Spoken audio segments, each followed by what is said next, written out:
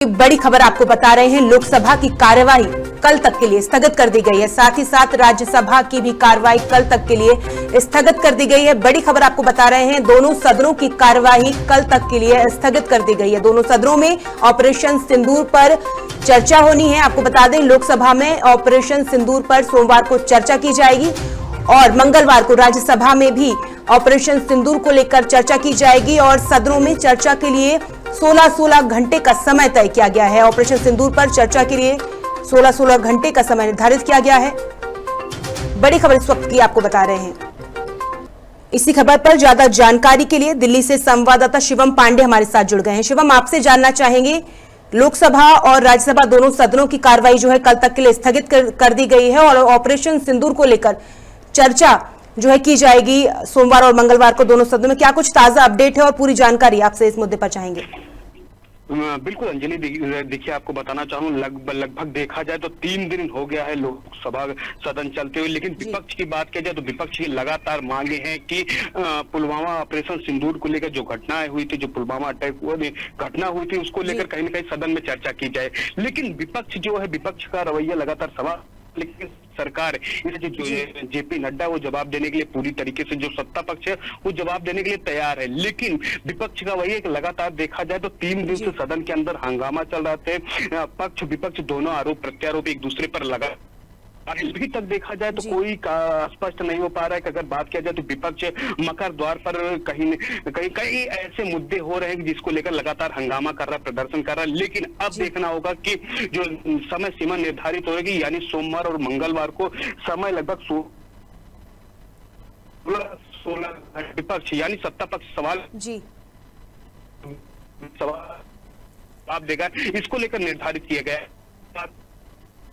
11 बजे तक, चाहे लोकसभा हो या राज्यसभा, दोनों स्थगित कर दिए गए सदन। जी शिवम, देखिए, संसद में ऑपरेशन सिंदूर पर जो चर्चा होनी है उसको लेकर विपक्ष और सरकार के बीच क्या कुछ तनाव देखने को मिल रहा है? विपक्ष ये भी मांग कर रहा है कि प्रधानमंत्री और प्रमुख मंत्री इस चर्चा में शामिल हो। क्या सरकार की तरफ से इस मांग पर कोई आधिकारिक जवाब या उनका कुछ प्रतिक्रिया आई है? देखिए, बिल्कुल अगर बात किया जाए, लगातार जो विपक्ष है, विपक्ष यानी जो राज्यसभा के विपक्ष के नेता, प्रतिपक्ष नेता है मल्लिकार्जुन खड़गे की बात किया जाए तो उनका साफ तौर से कहना है कि ऑपरेशन सिंदूर इतना बड़ा हुआ, लेकिन कई लोगों, मिनिमम लोगों की हत्या की गई, कई लोगों की जान गई, लेकिन अभी तक वो आतंकवादी क्यों नहीं गिरफ्तार किए गए? यानी कहीं न कहीं सेना पर सवाल उठाते हुए यानी सोमवार और मंगलवार को जो सदन में चर्चा की जाएगी, इसको लेकर अभी तक अधिकारित ये नहीं कि प्रधानमंत्री मोदी उस बहस में शामिल होंगे या नहीं होंगे, इसको लेकर अभी स्पष्ट नहीं किया जा रहा है। क्योंकि देखा जाए तो प्रधानमंत्री नरेंद्र मोदी 2 दिवसीय यात्रा के लिए बाहर भी निकल चुके हैं, विदेश यात्रा पर भी हैं। तो कहीं ना कहीं देखा जाए तो जो सदन की बात किया जाए तो पक्ष और विपक्ष दोनों तरीके से, पक्ष सवाल लगातार जवाब देने के लिए तैयार है, लेकिन विपक्ष कई ऐसे आरोप और कई ऐसे सवाल उठाता हुआ सत्ता पक्ष पे नजर आ रहा है। जी शिवम, आपसे जानना चाहेंगे, ऑपरेशन सिंदूर को लेकर तो चर्चा होनी ही है लोकसभा और राज्यसभा में। क्या कुछ और मुद्दे हैं, जैसे बिहार में मतदाता सूची के विशेष गहन पुनर्निरीक्षण को लेकर भी विपक्ष विरोध कर रहा है, तो क्या इन मुद्दों पर भी चर्चा होने की संभावना है?